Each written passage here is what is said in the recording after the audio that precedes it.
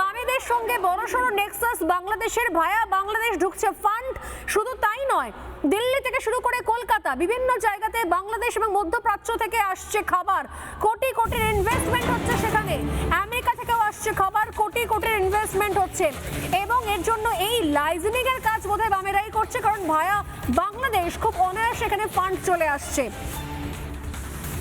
বামেদের সঙ্গে সরাসরি নেক্সাস তৈরি করেছে বাংলাদেশের জামাতি গোষ্ঠী এবং যে কারণে সরাসরি এই টাকাগুলো ফান্ডগুলো ঘুরছে। যন্ত্রমন্ত্র আসছে ওই দেশ থেকে খাবার, বাংলাদেশ মধ্যপ্রাচ্য থেকে আসছে কোটি কোটির ফান্ড। কিভাবে সেটা যদিও এখান থেকে কিন্তু সম্ভব না। আমরা চাইলে চীনের কোনো জায়গাতে যদি মনে করি যে আমরা সেখানে 2000 প্যাকেট পাঠাতে চাই, আমরা 4000 প্যাকেট পাঠাতে চাই, আমরা পারবো না। আমরা যদি চাই এখান থেকে রাশিয়া পাঠাতে, আমরা পারবো না, কিন্তু সেখান থেকে হচ্ছে সম্ভাবনা, সেখান থেকে আসছে। অতএব কোথাও বিদেশি ফান্ড, তার জন্য নিজেদের মেরুদণ্ড বিক্রি করে বামেরা এই দেশ বিরোধিতার কাজ করছে। মৌমিতা দি, মানে এরকম অবস্থা, নিটের ফুল ফর্ম বোধহয় জানে না কাতারের লোকজন, পাকিস্তানের লোকজন, বাংলাদেশের লোকজন, আর সংহতি জানাতে খাবার অর্ডার করছে।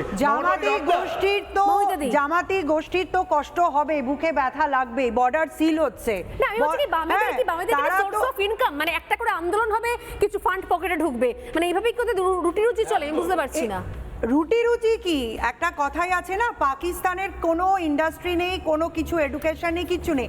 ওদের কাজই হচ্ছে ইন্ডিয়াকে ডিস্টার্ব করো আর বাইরে থেকে ফান্ড নিয়ে আসো, সেটাই ওদের ইকোনমি।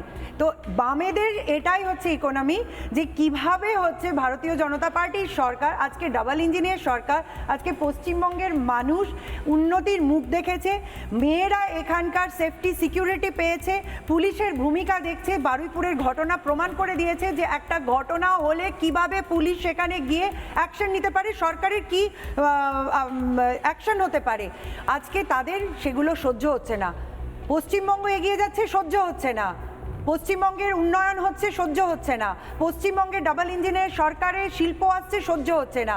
তাদেরকে নিজেদের অস্তিত্বকে টিকিয়ে রাখতে গেলে তাদেরকে এই খুচরো খাচরা আন্দোলন করতে হবে। তার জন্য তাদের ফান্ডিং দরকার, সেই ফান্ডিং করছে আজকে বাংলাদেশ করছে। আপনারা আজকে সবাই দেখেছেন যে যেখানে যন্তর মন্তরে, যেটা আপনি বললেন যে অলরেডি মন্ত্রীর সঙ্গে কথা হয়েছে, সেখানে অনশন ভেঙে দিয়েছে, সেখানে তারা পশ্চিমবঙ্গে। এবং সবথেকে আমি বারবার একটাই কথা বলছি, আমি নিজের রাস্তা দিয়ে আস্তে আস্তে দেখেছি, যারা স্টুডেন্ট অ্যাজিটেশনের নামে রাস্তায় নেমেছে তারা আদৌ স্টুডেন্টই নয়। সেই একটা ছিল না কি, লাল চুল কানে দুল, তারাই আজকে রাস্তায়।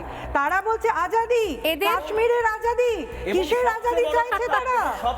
নানা ধরনের কন্টেন্ট দেখার জন্য লাইক করুন, শেয়ার করুন আমাদের ফেসবুক পেজ, সাবস্ক্রাইব করুন আমাদের ইউটিউব চ্যানেল। পাশাপাশি অন্যান্য ব্রেকিং নিউজের জন্য অবশ্যই চোখ রাখুন রিপাবলিক বাংলায়।